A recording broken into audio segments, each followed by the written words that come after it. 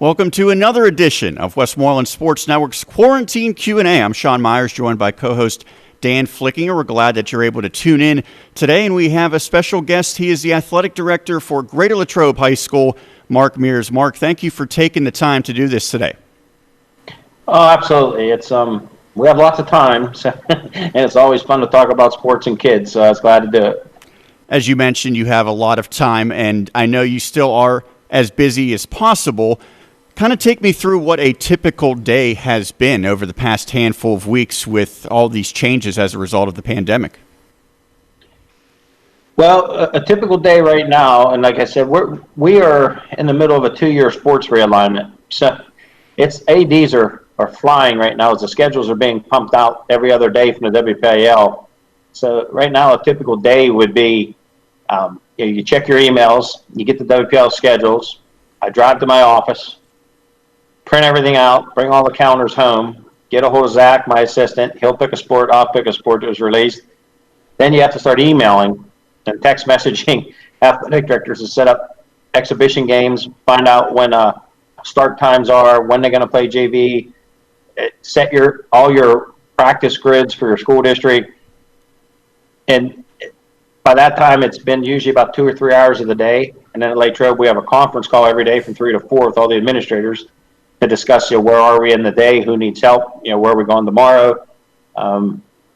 It's interesting that the whole world has changed on how you deal with each other. I joked with some guys like Peterman and guys that said, if this would have happened in the 1980s or 90s, I'm not real sure what we would be doing right now, because we wouldn't have any of this technology to at least make schedules, communicate, get games. So.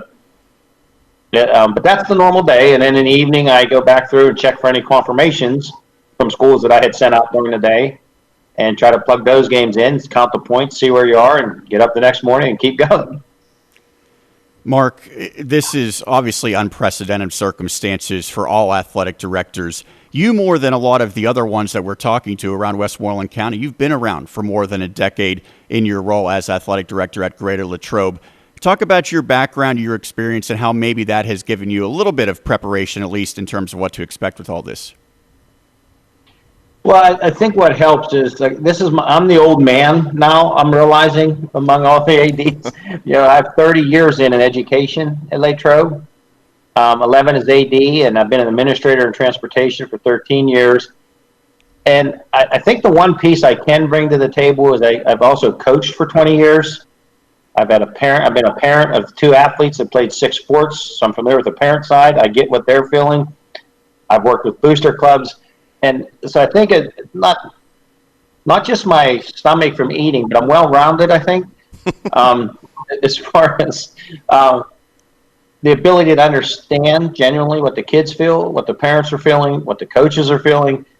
And I think it's given me the ability to guide and lead coaches. And I think the important thing to remember is I try to include the coaches in all my decisions that we're making, the head coaches, because I think they need to be part of this. It's their programs.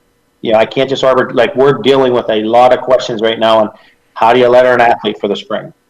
I don't know the answer to that. How do you pick your sports awards when they didn't get to complete their part of the resume, so to speak, to compete against other sports awards? I don't know the full answer to that. I just know that if I include them in the decision process the entire way, we make a unified decision information on the best we can for the kids. I think you learn that through experience. Of when I was a head coach, I would have expected someone to reach out to me. Don't just tell me I'm lettering every wrestler. Ask my opinion. Let me help you make that decision. So as far as what you're saying with experience, I think it helps to be more of a mentor and even help other young ADs on what I'm doing and not that I'm right or wrong, but to give them some things they may have not have thought of as a young athletic director. Say, well, you might want to consider this piece. Maybe talk to your booster presidents too. Because I don't think anybody wants to water things down. I also don't think we want to go without recognizing our spring athletes. So you got to figure out what's appropriate, how we're going to do this, and let's all do it together. But I think that's where my background of being a classroom teacher, being a coach, being a father, being a booster, I kind of get a feel for every angle of the thing. None of it's good, but at least you understand so many different fronts of it. Yeah, there's certainly a lot of decisions that need to be made right now that people aren't even thinking about, Mark, as an athletic director. I'm just curious your thoughts on when the announcement was officially made recently that the PIAA was going to go ahead and cancel the entire spring high school sports season, also the winter championships. Just your initial thoughts thinking about the kids and all the hard work that they put in, particularly the seniors, and to have them not have their senior year, or whether it be their junior, sophomore, or even their freshman year. I think my first, and I kind of knew that was coming. I think we all knew that was Sure. eventually going to come. I mean, let's face it, we're holding our breath on fall, and summer workouts. So I think we knew spring was coming, but I said it doesn't take the sting away, from those senior athletes and those senior kids. But I think the thing that was more frustration, maybe, and not angry. You can't control what you can't control. You can only control what you can control.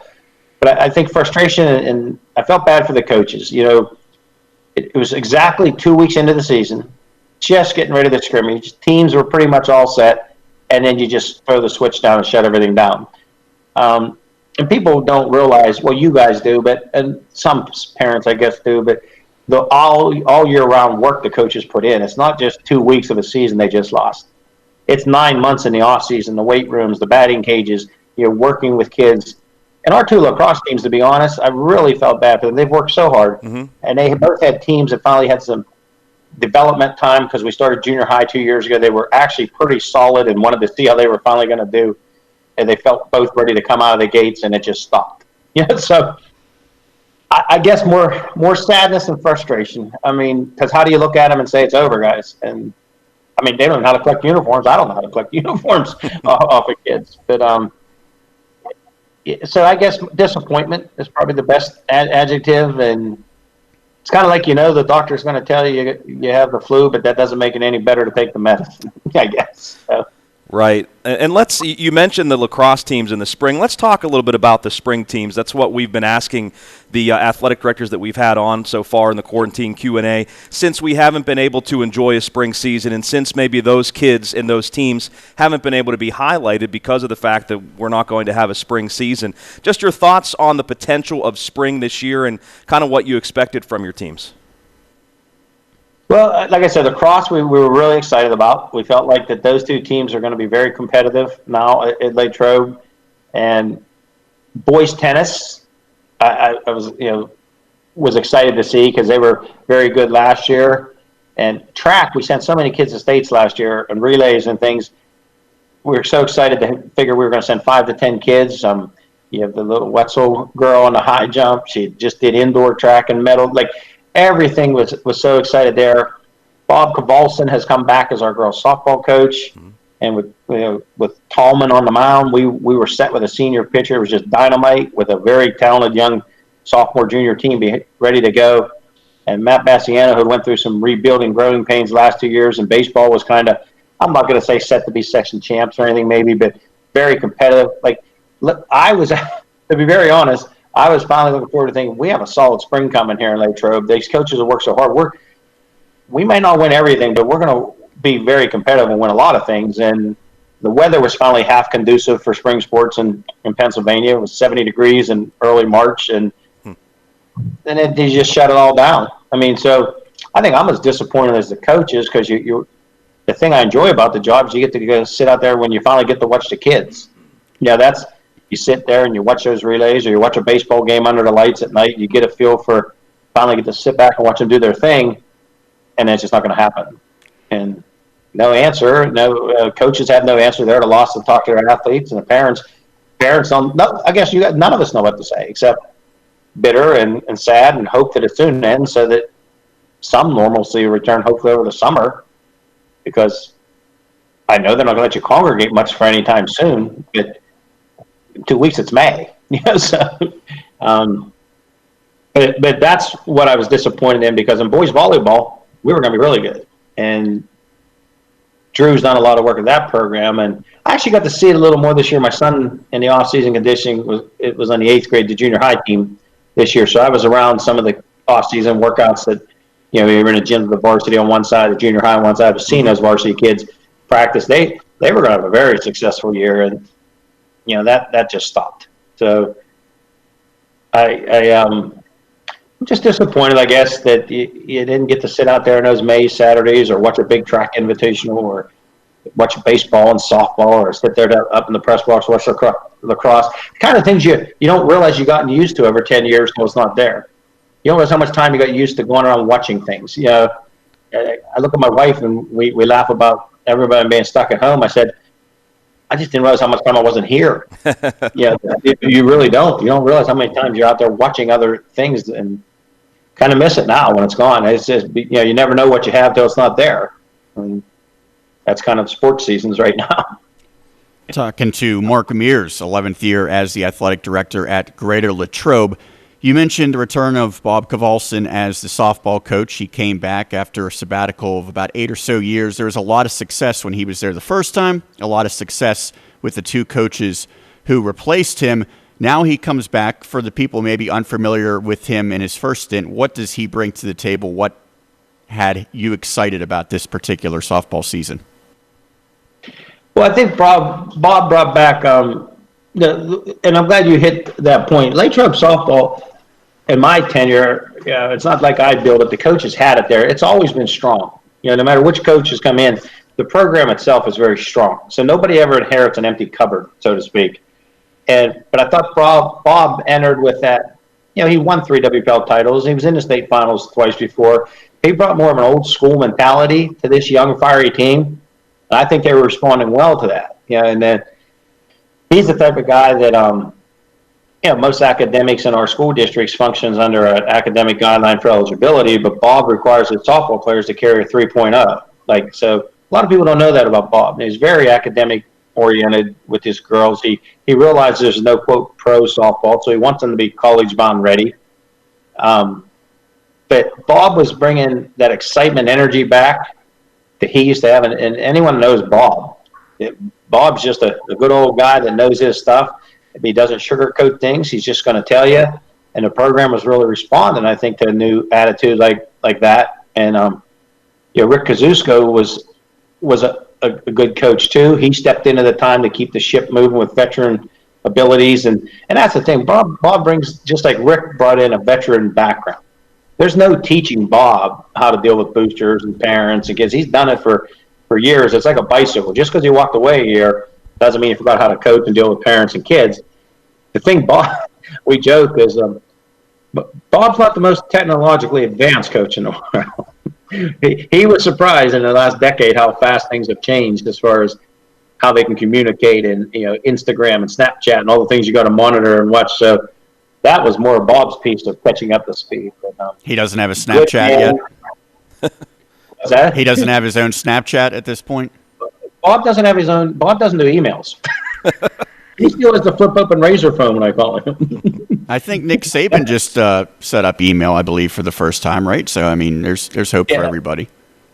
It's things we take for granted that you realize people that had left 10 years ago, they never had this stuff to deal with. They come back, they say, what are you talking about? I said, well, you got to watch what they say on Instagram, Snapchat. He said, what is that? And then I realized when he had a flip phone still, I'm like, oh boy. So Jordan Zingas is his assistant coach. She teaches at the school. She's a great athlete. So she's in charge of all Bob's emails and now his daughter. I go through them to get a hold of Bob. But what a good guy. Great guy. We want to focus a lot on the winter sports at Greater Latrobe. I think there was a lot of positives that came from that. We had mentioned how, unfortunately, the spring sports canceled and the championships for most of the winter sports also canceled. The one sport that is still in a holding pattern and simply suspended is hockey, because that's not under the PIAA, that's under the PIHL. And it certainly impacts Greater Latrobe because the Wildcats hockey team was slated to play in a championship game, Penguins Cup Class AA. And I know that it's a little bit different than every other sport in the school, but I know your hands are also on the hockey team and your involvement with that program. I'm sure you were happy to see the success they had during the regular season into the playoffs. Where do things stand there, and what role does an athletic director play with a hockey team? Well, with our hockey team, we do financially assist them, and they do function under our athletic guidelines, and they follow our eligibility just like any other athlete. Our attendance policies, game day, they have to be in school by 9 o'clock, just like a football player would have to be. It's run by Leslie Rossi, who does a ridiculous good job at running hockey. They would follow all the same discipline in school. If things happen in school to them, just like any baseball player or wrestler would follow. And we go to their senior nights. We recognize our seniors. We participate in their senior nights. We go to the games. In fact, I was there the Wednesday night at the semis when they won. I sat at the game. We were all so excited. We said, we'll see you Monday up at the Cranberry. We were headed to play. I think Baldwin is waiting to play. And probably we realized that wasn't going to happen. So, and that team, this team was really good. I mean, we knew it coming into the season. They'd been selected to play in Dallas at the Nationals, and that got canceled. And they had raised money. They were going to the Nationals. First time ever selected. Those kids were so excited. And that got pulled out from under them. And I'm kind of curious to see how long they are going to wait to see about playing this stuff, because so many of them do play other sports. And you got to believe they haven't been on the ice even to practice or work or anything for 2 months now almost. At what point is it a exercise in futility, to where they're going to move on to a summer sport or begin to prepare for other athletics. But I hope they play it, because I like our chances. It'd be nice to have another. We have 4 state titles in hockey. It's been a very successful program. But I'm a hockey fan. I'm the biggest Penguin fan there is. I was at the semis and I was ready to go Monday to ball. We were ready to go. And in fact, I sat with Leslie, and it was a fun game. And now you realize it just came to a grinding halt. But hockey's its own animal. They have huge budgets. They have to take charter buses with all their sticks and gear and stuff. They travel. They practice at 5 a.m. They're just a different animal, and it's a long season. I mean, essentially, hockey starts in September almost and doesn't really end till March to April if you go deep into the playoffs. So it's kind of a year-round thing, and it's interesting because I watch as an athletic director. We have athletes that play other sports, that play hockey, and you'll see football and 2 hockey players jump on the ice. Then they head into their hockey realm. And it's kind of interesting how they all keep that working together, and they manage to make it work. And it's very impressive, actually, how organized that stuff is. Mark, have you been able to catch any of the Penguins Stanley Cup final playoff replays on AT&T Sportsnet, since you're such a big Pens fan? I watched the whole Detroit series. Game 1 of San Jose last night was on. Mm-hmm. And my wife yelled at me and made us watch a movie. I wasn't real thrilled about being overridden there. Right. The San Jose game 1 was on last night. I said to people, I have to watch these because that's what should be going on right now. I feel more normal watching a hockey game in the playoffs. That's what's supposed to be happening. Yeah, I was watching game 1 too, and I'm just sitting there trying to pretend like I didn't know if they won or not. Trying to get off my couch and cheer and stuff, pretending like maybe the Penguins lost this game. I don't know. We'll see what happens. But no, I did the same thing in Detroit, Game 6. Right. Even though I knew we won, obviously. It was still a little nerve-wracking. I was actually sitting there weirdly getting nervous. Like, what are you nervous about? They win. So I finally asked my phone. I said, what was the final score of the game? It was like 5-2 or so. I said, okay, we're going to score some goals here. Yeah, we're good. We're good. We're good. We're going to win this game again. Well, Doc Emmerich even brings replays to life. Sean and I, we're huge fans of Mike Emmerich, the play-by-play guy. He just does an amazing job. So those are still exciting to watch, even though we know who's going to win. Yeah, I've been watching them. And the Pirates. I've been watching the old Pirate World Series game. Right, yeah. The old Pirates. Maybe, hopefully, Pirates. In a wild card game, that's about all we have, in the last 25 years or so. Or we'll have for the next 20 years. Exactly. Well, let's talk about something positive here, Mark. We mentioned the winter sports season, which was really good for you, and certainly Wildcats wrestling, that pride and history that you have there continued in the winter as Vincent Kilcarry, as a freshman, wins a PIAA championship at 106 pounds, and I know you were at the match. What was the excitement like there for you guys, and what was the excitement like in the community to see a freshman do what he did, especially that semifinal match that Vinny won? It was insane the way that he was down big and he came back to win it, and then eventually won the state title too. Well, I think it's neat for a community to have a state champion in anything. You see all the billboards along Route 30 pop up. Congratulations, Vinny. It brings a lot of pride, I think, into the community. But I think the fashion he did it in. We've had a lot of state champions at Latrobe in the last decade or so with like Zavatsky and Pletcher. And Goodman and started it all.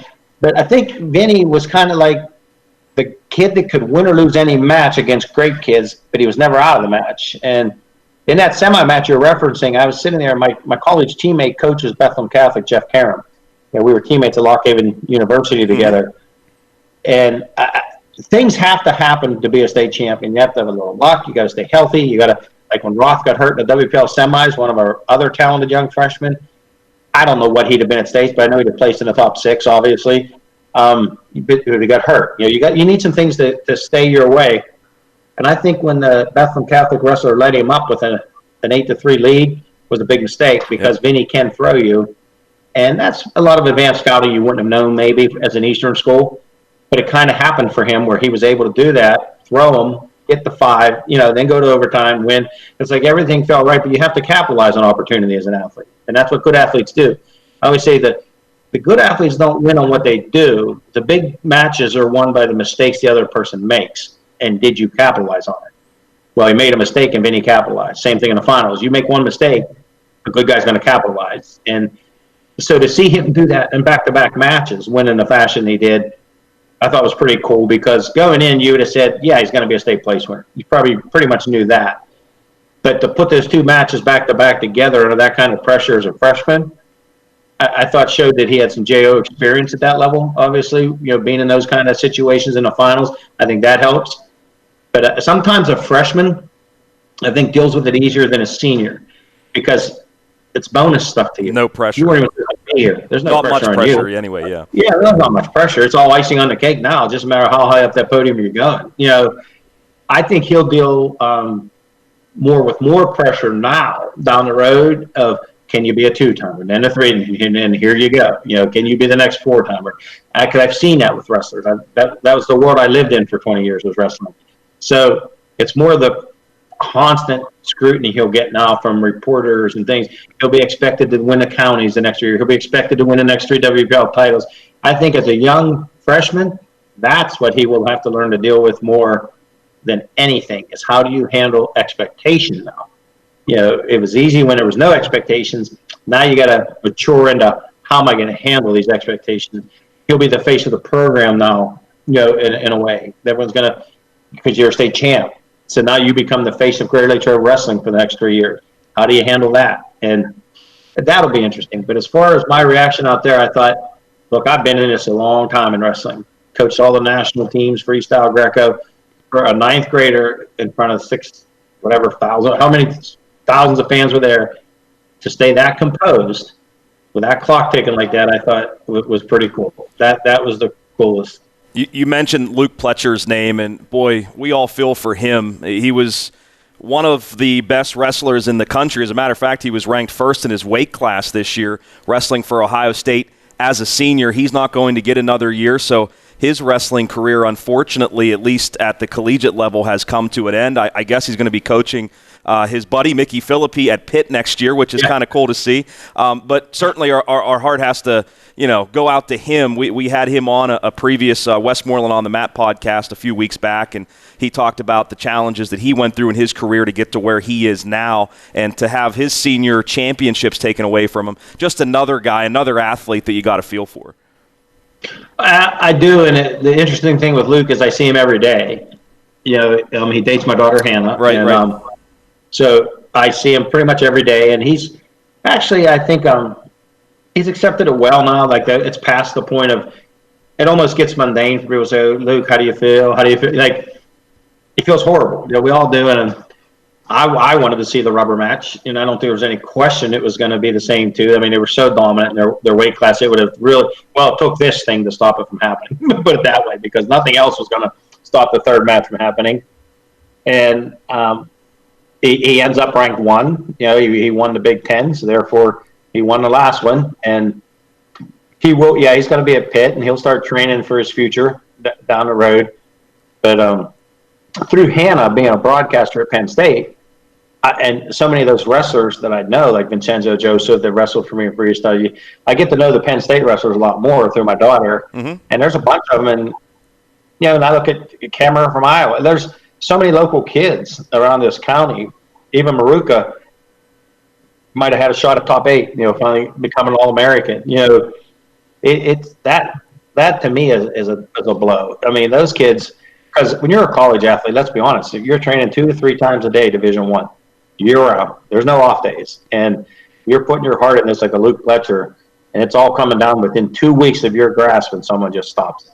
That is hard. I think it's even harder than high school, because at least in high school, you can say, well, I got my college career coming. There is no pro wrestling. I mean, unless you make that Olympic team, it just ended. Right. And on the other side, Pitt's getting one heck of a great young assistant-type coach. You can get in that room and help Mickey Philippes and those younger, those seniors that are still there around those lighter weight classes. What better guy to help you than Luke Fletcher? So I think that'll turn out to be a positive thing. It just stinks that this is the way the road was traveled. So when Ohio State and Penn State go to battle on the mat, are you cheering for one side or are you neutral? I cheer for Lockhaven. Okay, fair enough. Remember, Penn State was our big rivals. I told Hannah, you went to Penn State, not me.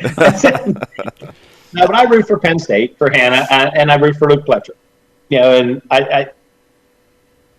and when Shields was here wrestling in Maruka, when they wrestled, Arizona State, I rooted for those two guys because I coached some of my freestyle schoolboy national teams for years. So I root for Westmoreland County guys, and I'm proud of this area. And the interesting thing was Hannah was going to cover the national. She was assigned to cover the NCAA National Wrestling Championships, and she was going to have to fly out with the Penn State team. I said, it's her in a unique position. I said, what are you going to do when Luke and Lee wrestles? Either he's coming home beating your boyfriend, or he's coming home ticked off because your boyfriend beat him. Either way, you're not in a really good position in that airplane now. Yeah, she's not getting interviews from him anymore. Yeah, I said, I'm pretty sure that avenue's gone. But then, of course, it didn't happen. And she's really upset because she was also going to do the Olympic trials because they were at Penn State. So they were going to sign her to cover the Olympic trials. And, of course, that didn't happen. So there's so many things here with wrestling. I got to say, too, Mark, she does a fantastic job. I mean, she really is talented. She's really going to, make something of herself in the broadcast industry. She's already better than Sean and I. So, I mean, she's which doesn't say much, but she really does a great job. She's a very humble young lady, and she just works at it. I watch her doing what she's doing in her room right now, interviewing these pro coaches and stuff to get stuff ready to present on YouTube to keep her career going. Sure. So organized and professional. She tells me to be quiet all the time. She can hear me. Shut up, Dad. I'm interviewing. But I told her, look, I don't want much. I said, all I want is someday, if you make it big, one hunting trip to Montana, we'll call it a deal. We'll call it even. Send me to Montana hunting elk and mule deer, and we'll call it a fair shake. That sounds good. I want to transition to basketball because you talk about the tradition of Greater Latrobe in terms of wrestling. I would say for boys basketball, there's been a pretty good tradition under Brad Wetzel. He's done a great job during his tenure there. But it was a rare down year to an extent. Still an opportunity to get into the playoffs heading into the final section game. The Wildcats came up short. So first, your reaction to what was maybe a little bit disappointing of a result, although maybe somewhat expected with some key losses previously, as well as the transition the team will be making to a new classification, dropping down from 6A to 5A next year.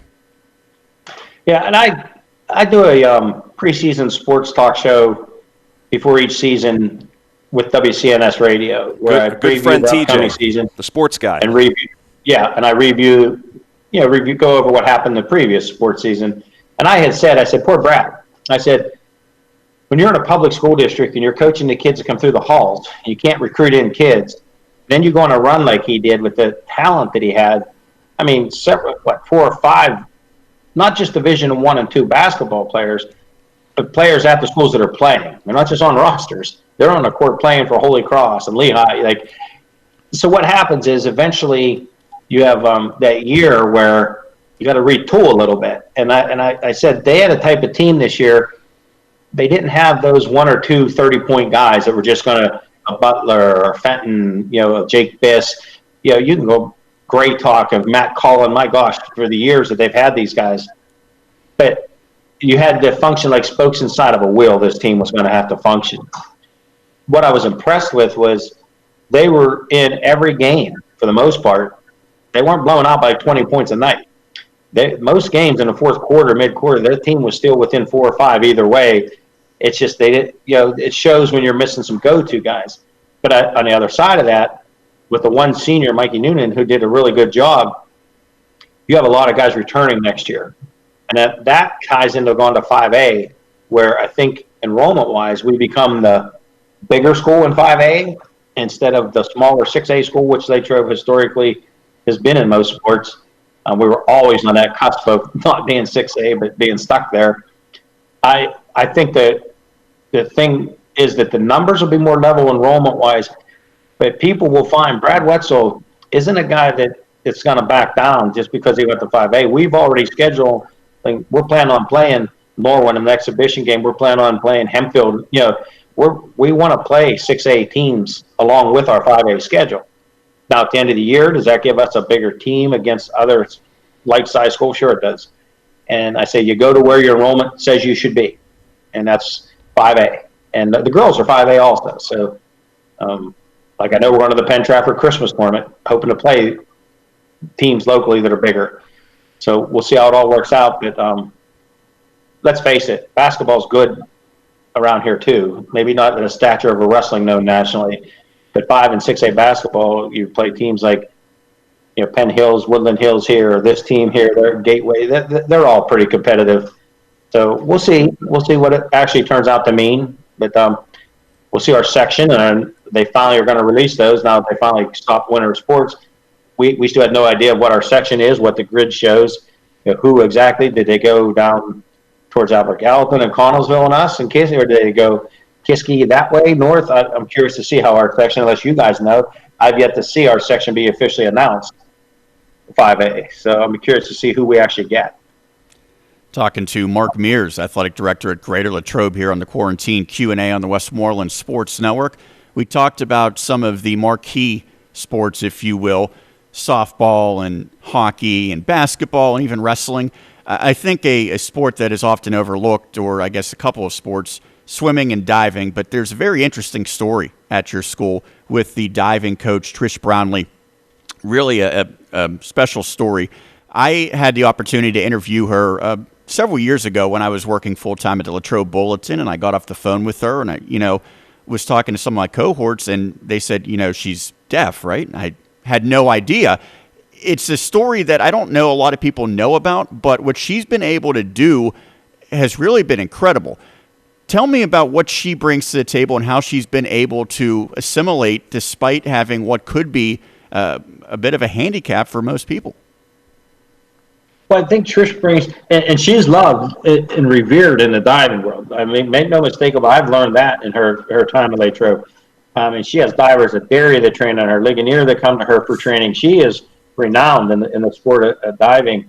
I think what she brings is that, and our divers love her. And she's, the Miller girls are good. They're both at Ohio University. Like, she pumps out some serious divers. But I think the thing that she brings is that fact that she had to overcome so much, and she still does, just to communicate with them. She's gone through adversity trying to communicate as a deaf person to the divers. I mean, yes, she can hear with her aids and talk, but it's difficult. But the girls love her, and I think they see that if she can do this, then I can do this. And I think she motivates those kids, and she's full of energy, as you probably know when you interview her. She's a ball of energy, and she's such a good person. Like, when she talks to me in the athletic office, her first and foremost is always the kids. What's good for the kids, and I've come to respect her greatly. And I think anytime kids see somebody with a handicap overcome it and become great at something, reinstills in them that, hey, I can do this. Mark, you guys underwent a renovation. This was 6 years ago or so? 7? Well, maybe not quite that long ago, but 6, would you say? This is our 6th. We were finishing our 5th full season of playing at the complex. Okay, and obviously it's been very well received. It's awesome, as you mentioned, especially when the weather gets warm, to be able to watch a baseball or softball game under the lights, and of course the lacrosse and soccer field as well. It's just really beautiful there. Just talk about how, thinking back on it, how well everything has been received, the facilities there. You guys have hosted a number of PIAA and WPIAL games as well. And, of course, some people still wonder if Latrobe will ever play home football games on campus instead of Memorial Stadium. I mean, are those even conversations that are even had anymore, or is it, you got that tradition and history downtown? Yeah, I think it's important we stay connected to the city of Latrobe. Memorial Stadium is beautiful. I mean, it's probably the nicest grass football field in the state of Pennsylvania. But realistically, we will never play high school football at Rossi Field. Mm-hmm. There's only 2,000 seats, so instantly you have no capacity to hold a 5 or 6A Derry Latrobe football game. It would never hold the crowd. So as far as, we played junior high football and JV football there and some scrimmages, but I could tell you they will never play a high school football game there. It's just not seating, parking. It would never work. And it wasn't designed to do that. Mm-hmm. We had no designs. We had no plans to leave a Memorial Stadium with high school football. That complex was designed with more in mind of the peripheral sports of soccer, lacrosse, and baseball to get them a more permanent, suitable home with a field house and where they could function as a school district. And when we first did it, there was pushback. There's always pushback when you're going to do something big, and that was big. That was a big project. But now it's become accepted in the community. We try to let the youth sports use it when we can, and that helps sell it to the community. They get to use it, so to speak, too. But it's become a community hub. I mean, you guys are there some. Do you see those evenings in the fall and the spring where people are pushing baby buggies around? It's kind of like a community gathering place, so to speak. And it's become well received now in the community. You don't hear anything negative about the complex. A few people will chirp sometimes about the lights being on so late all the time, but they don't understand athletics. You can't turn the lights off at 9:30 and the teams are still leaving. But the complex in itself, I think the WPL has taken to it. The PIA realizes that we're the Far Eastern school now. Well, we added Ligonier, but as far as has a site where when you host your WPL champions get to host things in soccer and field hockey, they can put it at Latrobe and have a first class complex where teams from Harrisburg come in and say, wow, this is beautiful, and you truly went as far east to them as you could. So we try to work with the WPIL, Amy and Tim, to put as many things there as we can for them.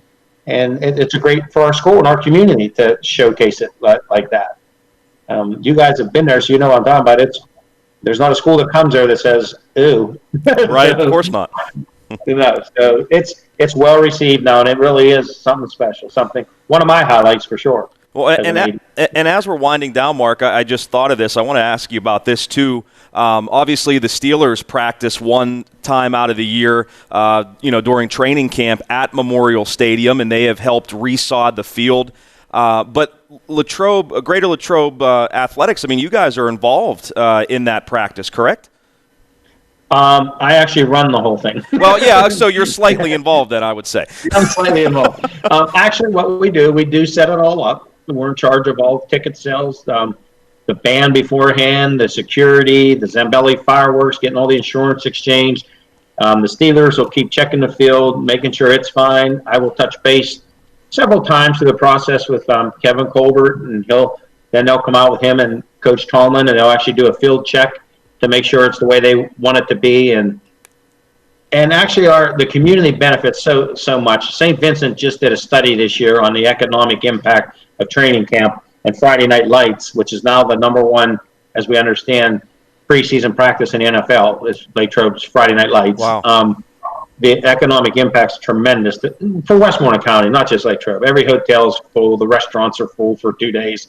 But we get a lot of money out of it, and we don't budget for it. Whatever money we get, we share with all the kids and all the programs and Parks and Recreation and the fire department for parking cars.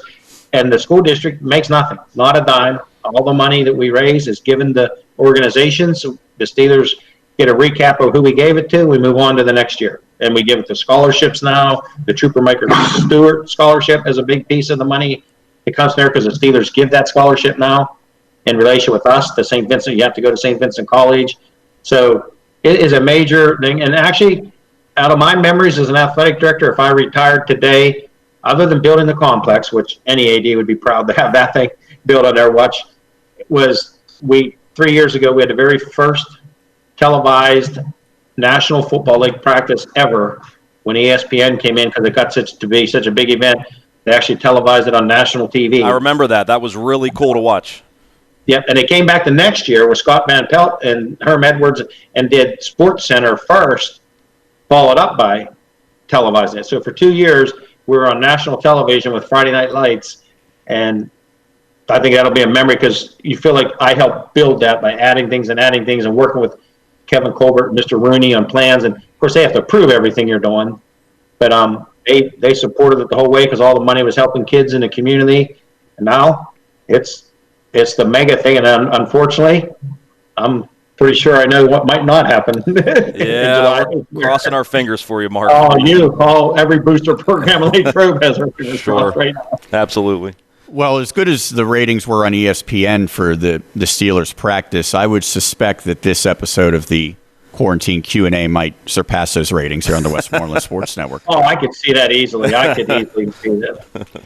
Mark, thank you so much for doing this. We appreciate the time. Continued success going forward at Greater Latrobe, and I hope that during this trying time you remain very busy, which I'm sure you will, and healthy as well.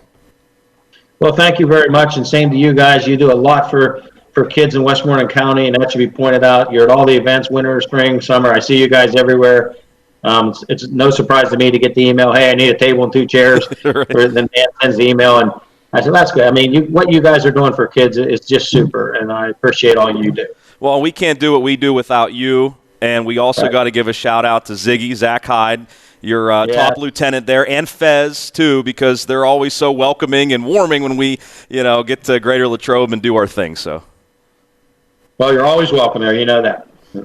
Thanks, Mark. Mark, thank you so much. That is Mark Mears, the athletic director at Greater Latrobe, here on the Quarantine Q&A for my colleague Dan Flicking or Sean Meyer signing off. We'll catch you again on a future episode right here on the Westmoreland Sports Network.